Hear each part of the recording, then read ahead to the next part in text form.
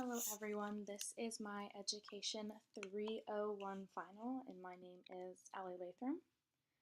First, I wanted to introduce my topic. I have researched the experiences of out-of-state students, and so I wanted to look at their experiences and their commonalities.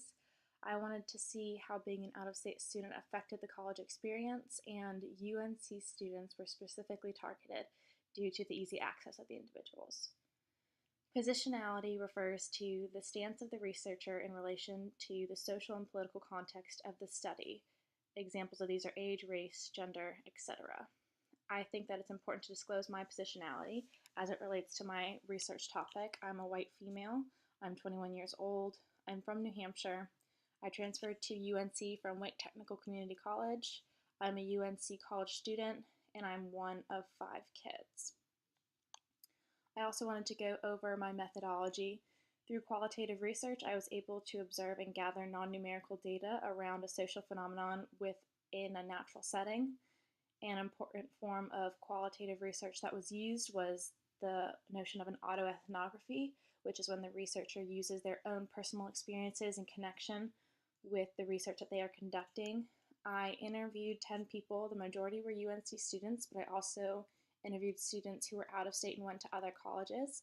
I did 3 separate observations. It was hard to conduct observations with this type of research study as it was one of the limitations that I had, and the data that I did collect from these observations did not end up being as helpful as I hoped. I also conducted some outside research. I looked into other scholarly qualitative research, and I worked to see if there was any other information that could back up the themes that I was pulling from my own research. Therefore, I was kind of looking for validation. My data analysis, the first thing that I went through was coding. A code is a tool that symbolically assigns a summative, salient, essence capturing, and or evocative attribute for a portion of language-based or visual data. So codes act as labels to help encapsulate themes throughout data to make it easier to refer back to. The second was memos. And memoing is a technique that can help clarify thinking on a research topic, provide a mechanism for articulation of assumptions and subjective perspectives about the area of research, and they also facilitate the development of the study design. So using memos was helpful because it allowed me to weave my personal experiences and thoughts within the data that I was collecting. And the last is matrices and relationships among categories. 3 categories that I chose were the decision factors, positive outcomes, and negative outcomes, and all of these had different codes corresponding with them. So the first theme that I saw was fresh starts. This was a common theme among interviewees. They were looking for a fresh start after they graduated high school. They did not want to have any standards lingering above them about who they needed to be or how they were defined. They wanted to be able to recreate themselves and explore who they were without pressures. My second theme was loneliness. It was also another reoccurring factor. Students were far away from their families. They could not go home whenever they needed to, which contributes to the feeling of being homesick. This was the first major life event that they were undertaking on their own, which was scary for most students. And they also started out at a big school not knowing anyone, so they had to branch out.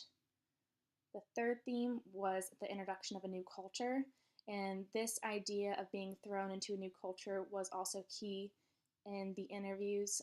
Interviewees noted that it took time for them to adjust to the new culture of their school and the state which it was in.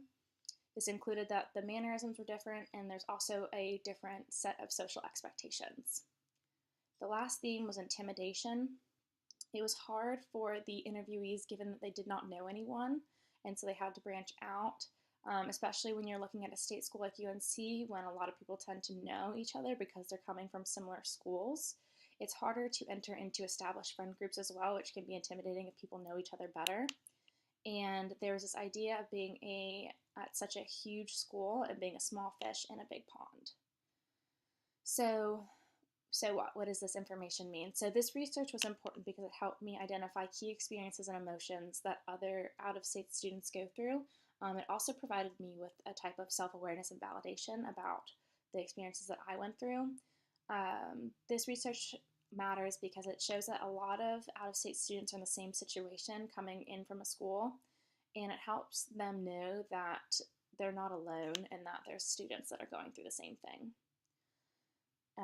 Research provides comfort and guidance. Any student that is currently an out-of-state student or considering to go to an out-of-state school should look into this research information because this can kind of help with their transition, giving them comfort that they know that there are other students who are going through the same thing.